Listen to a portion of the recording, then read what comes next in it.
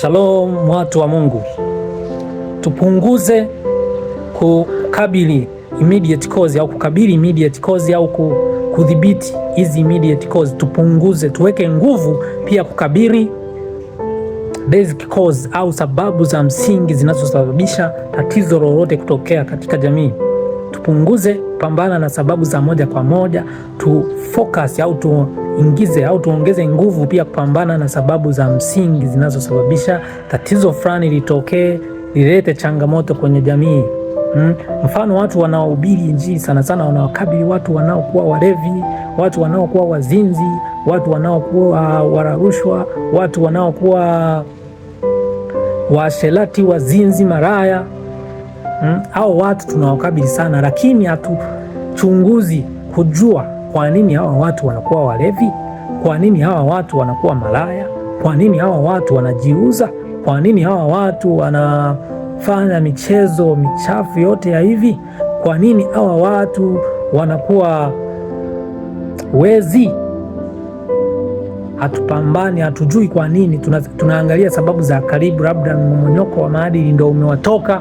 Kumbe kuna matatizo, kuna mifumo imetengenezwa na watu, kuna mifumo imetengenezwa na watu, imedesainiwa ili mtu huyu aingie kwenye changamoto hiyo. Unakuta mtu anafanya labda biashara huko amefanya huko amevurugika, akivurugwa anaingia kwenye ili atuulize moyo wake, aone kama vile moyo yani mawazo yatapungua, anaenda kunywa pombe ili apumzishe akili. Anaona kama anapumzisha akili, kumbe ndivyo anajivuruga zaidi, anajiletea magonjwa na matatizo mengi. Lakini pia mwingine unakuta amezaliwa kwenye familia maskini ambayo wazazi wake walikuwa maskini, hawakuandaa kipato, walitengenezewa umaskini ule.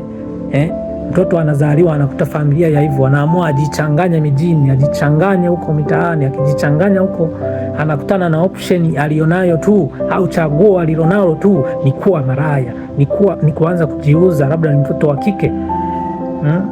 Lazima ataingia huko, ila kuna mifumo iliyosababisha aingie huko. Mifumo ya dunia, mifumo ya ulimwengu imesababisha aingie huko. Sio kwamba tunamkabili yeye tu, tuwakabili na hiyo mifumo kuiondoa.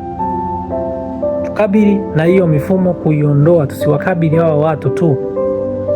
Tuangalia hapa katika kitabu cha Mathayo 22 kuna mstari hapa au andiko linasema kwamba mtu awezaje kumwokoa mtu ambaye amefungwa pasipo kumfunga yule aliyemfunga?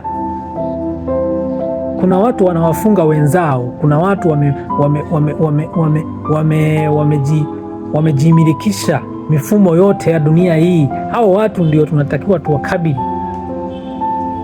hao watu ndio tunatakiwa tupambane nao, sababu mtu utamwokoa, utamtoa kwenye ulevi siku mbili tu atarudi, utamtoa kwenye umaraya kujiuza siku ngapi tu atarudi, kwa sababu tayari ana mazingira wezeshi ya kumfanya aendelee katika ule uhuru alioingia. Kuangalia hapa kuna andiko hapa katika Mathayo 22 mstari wa 29, anasema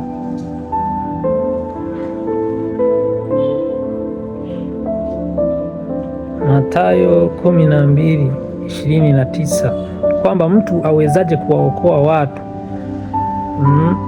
ambao wamefungwa bila kumfunga yule aliyewafungia. Unawezaje kumwokoa mtu? Lazima kwanza umkamate yule aliyewafunga watu, ndipo upate kuwaokoa wale watu waliofungwa. Ulisome ili andiko la Mathayo 12:29 hapa tuone anasemaje. Ama awezaje mtu kuingia ndani ya nyumba ya mtu mwenye nguvu na kuviteka vyombo vyake, asipomfunga kwanza yule mwenye nguvu, ndipo atakapoiteka nyumba?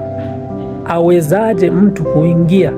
Unawezaje kuingia kwenye nyumba ya mtu mwenye nguvu kuteka vitu vilivyomo ndani pasipo kuanza yule mtu kumfunga yule mwenye nguvu? Huwezi kuokoa chochote, utaishia kupoteza, utaishia kufeli kwenye huo mpango wako. Kwa hiyo lazima kwanza umfunge yule mtu mwenye nguvu, ndipo uje kwenda kuteka vitu ambavyo vimo ndani. Kwa hiyo jamii zetu zina mifumo ambayo inasababisha watu waingie kwenye mabaya yote, kwenye maovu yote. Kuna watu wameshikilia mifumo, wameshikilia remote. Lazima hao watu kwanza wanyanganywe hizo remote, wanyanganywe huo uskani, ndipo tuje sasa kuinstall mfumo wa Yesu. Ndio maana Yesu alisema ufalme wa Mungu unatekwa na wenye nguvu. Basi niishie hapo kwa leo kufafanua. Nimefafanua kidogo, nadhani nitaendelea kufafanua zaidi. Neema ya Kristo ikawe pamoja na nyote. Amen.